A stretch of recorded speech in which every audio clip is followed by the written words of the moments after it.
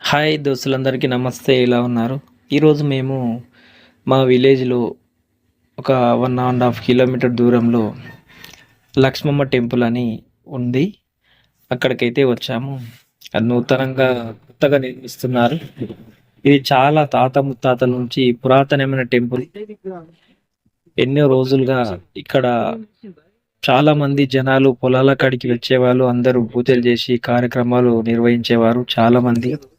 అక్కడ దారిలో వెళ్తున్నప్పుడు కూడా అమ్మవారికి మొక్కి అమ్మవారి ఆశీర్వాదం తీసుకొని వెళ్ళేవాళ్ళు.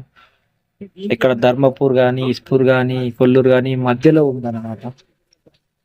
అయితే టెంపుల్ కు ఎప్పటి నుంచో కడదాం కడదాం అనుకొని చాలా మంది నిర్ణయించుకున్నారు, కానీ సమయం కుదరలేదు. ఇప్పుడు సమయం వచ్చింది. అందరు దాతలు కలిసి చేస్తున్నారు.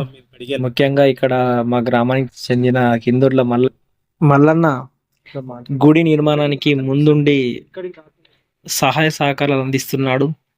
చాలా మంది దాతలు కూడా గుడికి డొనేషన్ చేశారు. చాలా పురాతనమైన టెంపుల్.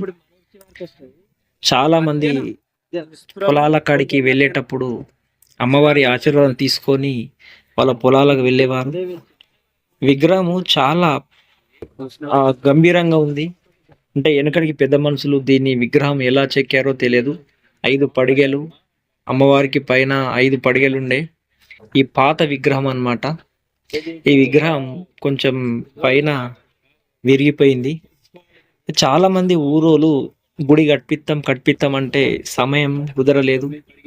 ఇప్పుడు అందరు మాట్లాడుకొని అందరు నిర్ణయం చేసుకొని చుట్టుపక్కల గ్రామాల వారు కూడా అందరు సహకారం తీసుకొని నిర్మిద్దాం అనుకొని అందరు దాతలు సహకరించారు. చాలా మంది గుడికి దాతలు కూడా వాళ్ళ సాయం కూడా ఇచ్చారు.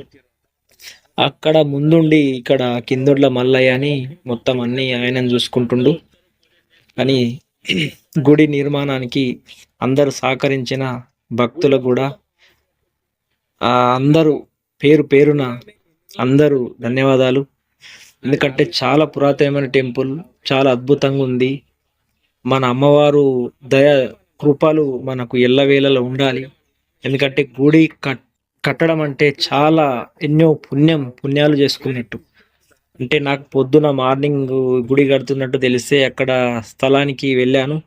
అమ్మవారి స్థలానికి వెళ్ళి చూశాను. గుడి మొత్తం పూర్తయిపోయింది. చాలా చరిత్ర ఉందంట, కాకపోతే మనకు చాలా తెలియదు. తెలుసుకుందాం. నేను కూడా కొన్ని వాళ్ళకి అడిగిన అక్కడ ఉన్న వాళ్ళకి చెప్పారు. అందరూ సహకరించినందుకు